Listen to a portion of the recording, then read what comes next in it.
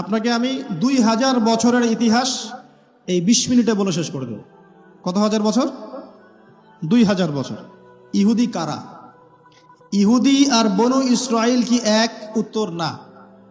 খুব ভালো করে কথাগুলো শোনেন, এগুলো বই পড়তে অনেক সময় লাগবে আপনার, এবং ঘাটাঘাটি করতে অনেক সময় লাগবে, খুব অল্প সময় বুঝে নেন। ইহুদি বনু ইসরাইল এক নয়। বনু ইসরাইল কাদেরকে বলা হয়? ইব্রাহিম আলাইহিস সালামের ছেলে, এক ছেলের নাম ইসমাইল, এক ছেলের নাম ইসহাক। ঠিক আছে? ইসমাইল আলাইহিস সালাম থাকেন মক্কায়, সেখানে তাকে কেন্দ্র করে একটা সভ্যতা। এই বংশে সর্বশেষ নবী মুহাম্মদ সাল্লাল্লাহু আলাইহি ওয়াসাল্লামের জন্ম। তার মানে আমরা বনু ইসমাইল। আমরা কারা? বনু ইসমাইল। আমরা মুহাম্মদ সাল্লাল্লাহু আলাইহি ওয়াসাল্লামের কওম, উম্মাহ।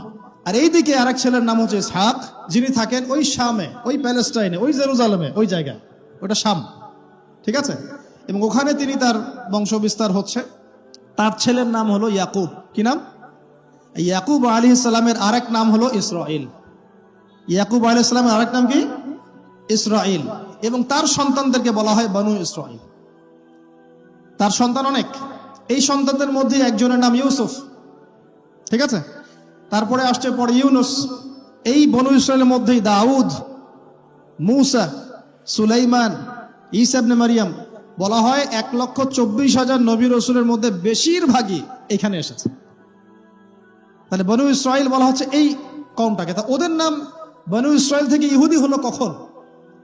যখন তারা ঈসা আলাইহিস সালামকে স্বীকার করলো না তখন। ঈসা আলাইহিস সালাম কি তাদের মধ্যে আসেন নাই? সেই ঈসা আলাইহিস সালামকে যখন তারা অস্বীকার করলো, তখন তাদের নাম আল্লাহ পাক এই বনু ইসরাইল থেকে পরিবর্তন করে হাদু দিয়েছেন কোরআনে। কুল ইয়া আইয়ুহাল্লাযীনা হাদু ইন যাআমতুম আন্নাকুম আউলিয়াউ লিল্লাহি মিন দুনিন নাস ফাতামান্নাউল মাউত। আছে না কোরআনে? অনেক জায়গা আছে। আল্লাহ পাক তখন তাদেরকে আর বনু ইসরাইল বলছেন না, বলছেন ইয়াহুদ। কি বলছেন? এই যে নাম আসলো ইহুদি। তো বনু ইসরাইল এবং ইহুদি এক নয়। বনু ইসরাইলরা ভালো ছিল এবং তারা ওই সময়কার মুসলিম ছিল। যখন তারা আল্লাহ পাকের আনুগত্য করেছিল, আল্লাহ পাক তাদেরকে সমৃদ্ধি দিয়েছিলেন, ঠিক আমাদের মতোই। আর যখন তারা আল্লাহ পাকের আনুগত্য করে নাই, পথভ্রষ্ট হয়ে যায়, আল্লাহ পাক তাদেরকে শাস্তি দিয়েছেন।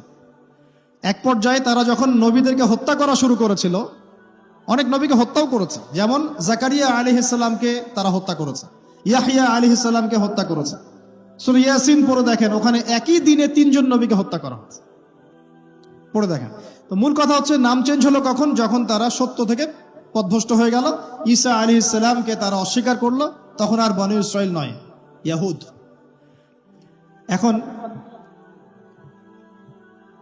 তাদের মধ্যে একজন অন্যতম নবী ছিলেন দাউদ আলাইহিস সালাম। কি নাম?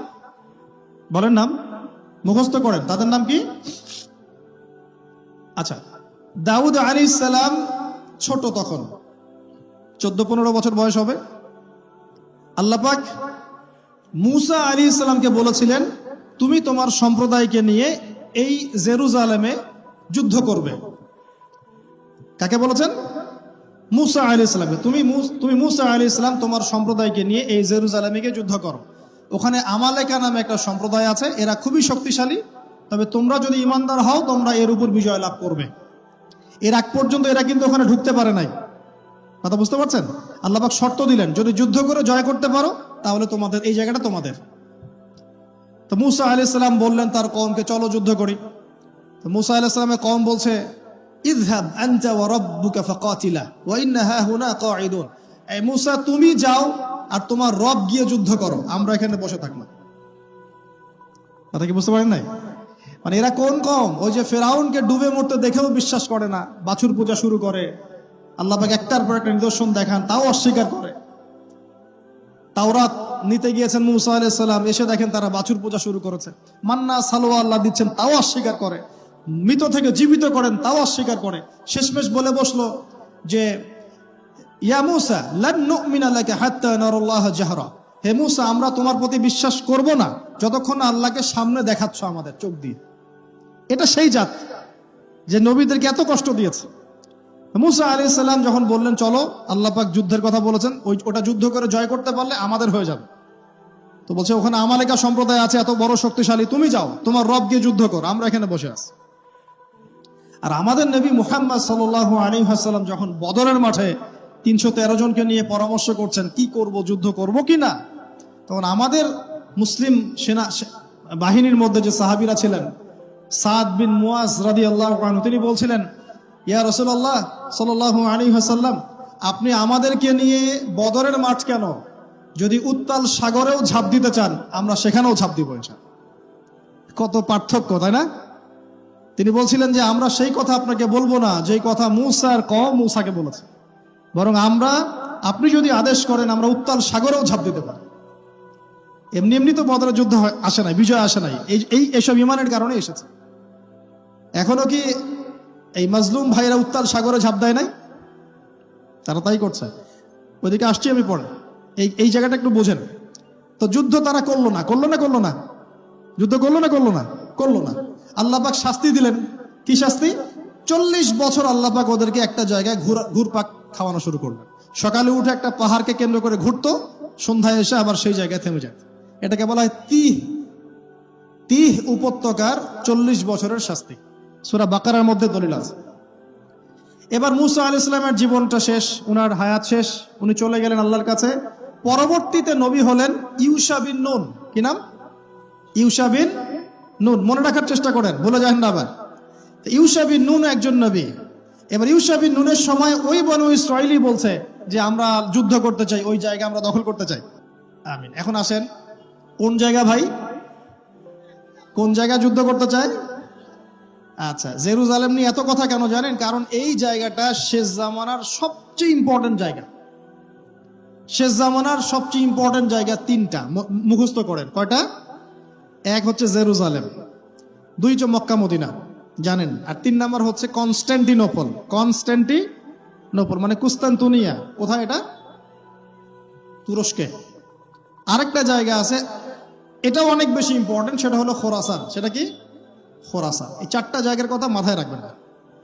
পুরো বিশ্বের এই প্রেক্ষাপট এই 4টা জায়গাকে কেন্দ্র করে ঘুরতে থাকবে, এবং এর সেন্টার হার্ট হচ্ছে জেরুজালেম। কারণ কিয়ামত ততদিন পর্যন্ত হবে না যতদিন এই জেরুজালেম মুসলিমদের দখলে না আসছে, এবং এই জেরুজালেম থেকে ইমামুল মেহদি ঈসা ইবনে মারিয়াম বিশ্ব শাসন না করছেন, ততদিন পর্যন্ত এই পৃথিবীতে কিয়ামত হবে না ইনশাআল্লাহ। বুঝতে পারছেন কথা? আচ্ছা, তো ইউশা বিন নুন এখন বলছেন যে আচ্ছা তোমরা তো আবার যুদ্ধ করতে যাচ্ছ, মূসা আলাইহিস সালামের সময় তো যুদ্ধ করতে বলা হয়েছিল, করো নাই।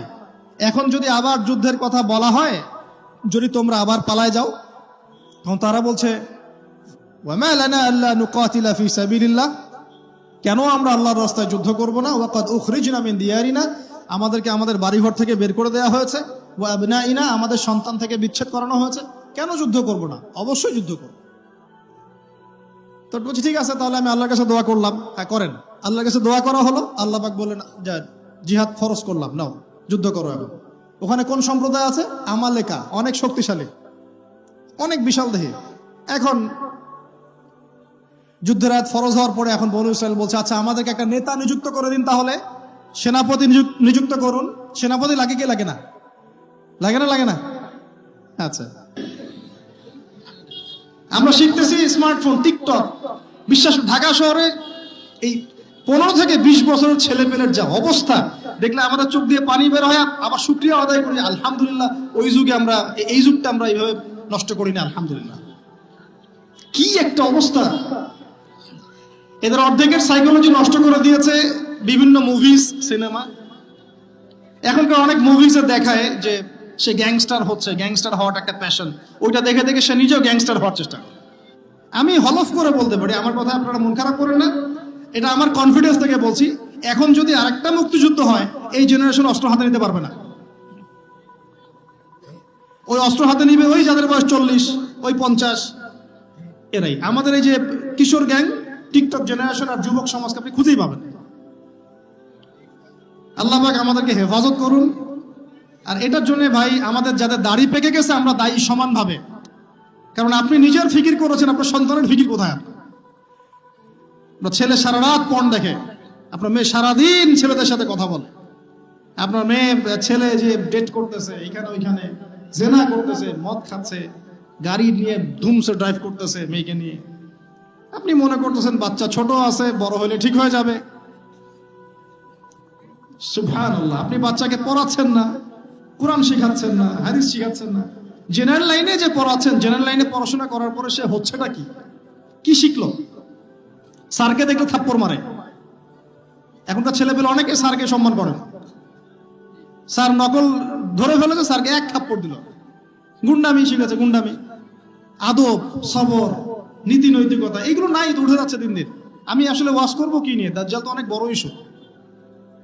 সত্যি কথা বলতে দেখেন, আমরাও স্কুলে পড়েছি, কলেজে পড়েছি, কিন্তু আমরা তো বেয়াদব ছিলাম।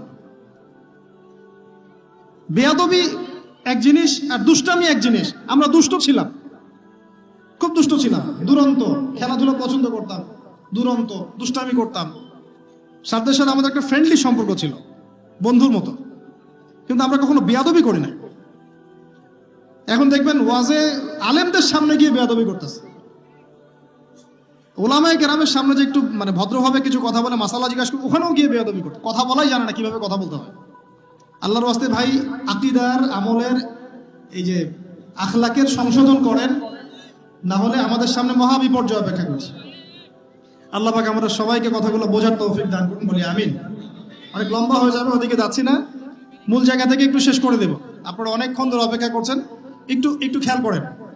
তাহলে ইউশা বিন নুনের কাছে এখন এরা বলছে নেতা দাও, নেতা।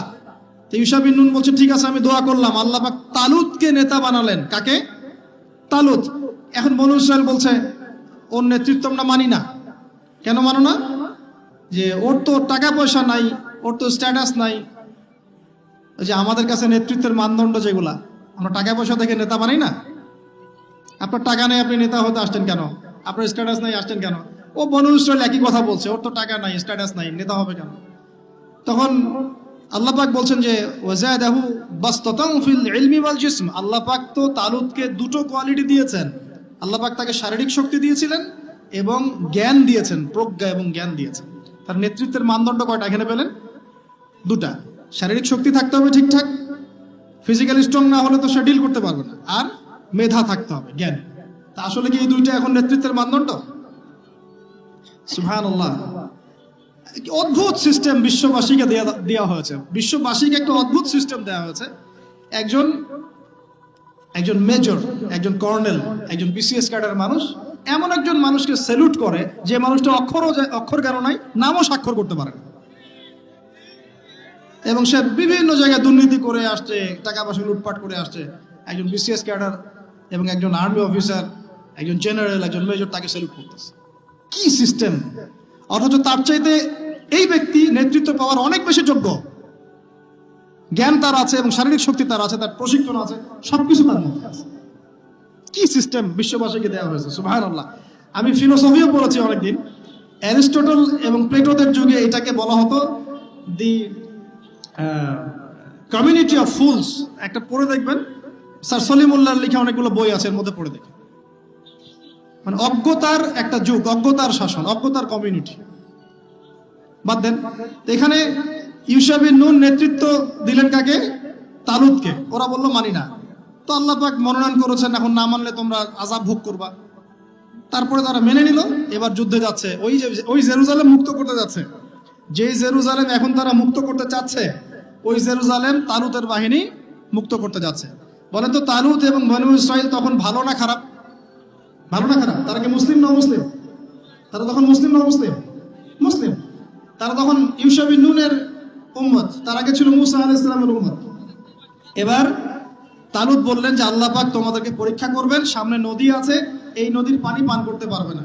যদি পান করো তাহলে তোমাদের নাম কাটা, তোমরা আর যুদ্ধে অংশগ্রহণ করতে পারবে না। ফামান শারিবা ফালাইসা মিন্নি। যে ব্যক্তি এখান থেকে পানি পান করবে সে আমার অন্তর্ভুক্ত না। ওয়া লাম ইয়াতআমহু ফাইন্নাহু মিন্নি।